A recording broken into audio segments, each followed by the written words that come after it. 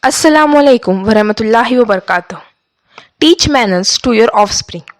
These days, parents perhaps consider it the most important right of their children to provide them with proper education along with any skill and expertise whereby they could earn a living. Alas, the body and the clothes of the child are saved from dirt, but no effort is made for the purification of his heart and deeds. The beloved and the blessed Prophet sallallahu ta'ala alaihi wasallam said, "It is better for a person to teach his children manners than to give one sa, that is approx 4 kilogram of grain, in charity."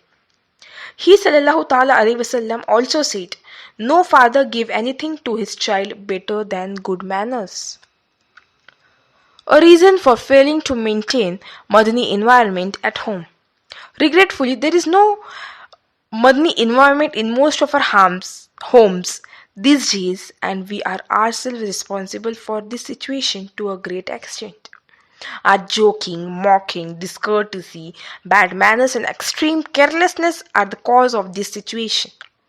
Some of our Islamic brothers and sisters behave towards others very politely and humbly, but they roar like a fierce lion at home.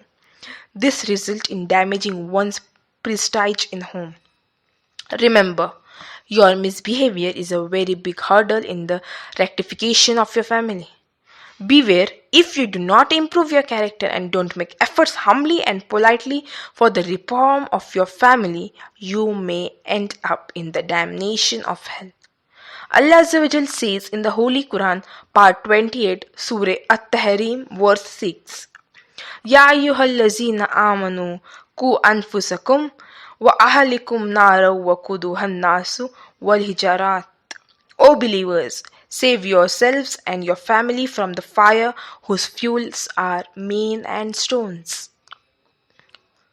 How shall we save our family members from hell? Regarding the forgiving verse, it is stated in the Qaza Enul Irfan, protect yourselves and your families from the fire of hell by obeying Allah Azza wa Jal and His beloved Prophet Sallallahu Ta'ala Alaihi Wasallam, performing worship, refraining from sins, guiding your family members towards goodness and forbidding them from evils, and by teaching them knowledge and etiquettes. Respects of relatives. All relatives should be treated nicely.